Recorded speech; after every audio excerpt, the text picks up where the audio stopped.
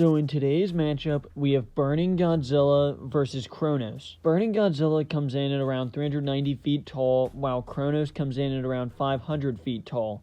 And Burning Godzilla, which I know I called Fire Godzilla in the video I did, who could beat Fire Godzilla, but I really thought about it, and Kronos is literally made up of lava and fire, comes straight out of a volcano. Who's a better match for Burning Godzilla, who's literally burning and just melting everything around him, than a creature made out entirely out of lava. And both of these creatures are godlike creatures. Godzilla, obviously, it's in his name, and Kronos is someone who could take down the Kraken and is just an absolute massive force. So to recap how Burning Godzilla became Burning Godzilla, is Godzilla was hit by the oxygen destroyer and then went back to his temple, healed, was revived by a nuke to make Godzilla even more powerful than what he was. Then Godzilla was injured by Ghidorah's crazy lightning attack and then was dropped out of the sky and was almost killed in that moment, but then absorbs the life force of Mothra, and Godzilla was already about to go thermonuclear, which would have leveled the whole city, maybe even the whole world, but Mothra was able to contain that and basically gave him the power to become Burning Godzilla.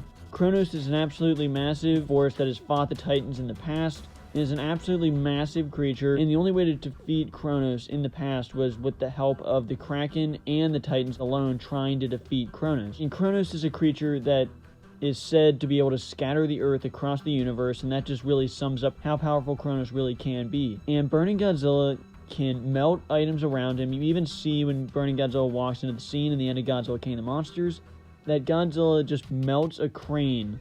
A massive crane just turns into dust right next to him, and that just sums up how incredibly intense and hot Godzilla is in that moment, just melting a crane, just walking by it, not even touching it. And Burning Godzilla's main ability is obviously to send the pulse explosion, and we see him do that 2 times in Godzilla King of the Monsters. We do not know how many times he can actually do that. But this pulse was able to melt the wings of King Ghidorah, and then the second hit was able to disintegrate 2 of the heads of King Ghidorah. So this was at a far distance away from King Ghidorah. So this is a massive attack that could definitely be used at long range. And Kronos can send fireballs and spurts of lava flying when he just moves his arms, and Kronos is able to slam the ground in Wrath of the Titans and cause a dirt storm type thing that probably won't be useful in this fight, but could be even more deadly than that if he was facing someone like Godzilla.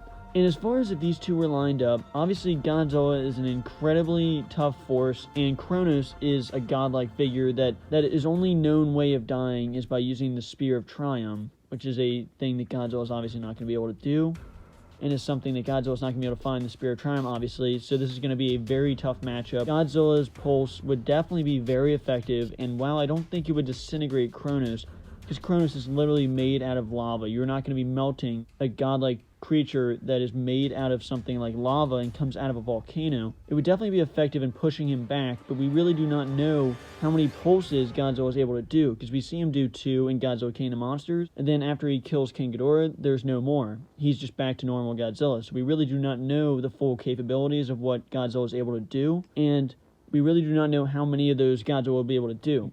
And Kronos would definitely be swinging his arms, sending the fireballs flying, which really won't do anything, especially to Burning Godzilla. But I do feel Kronos could get up close and would be swinging punches, but Godzilla could return those.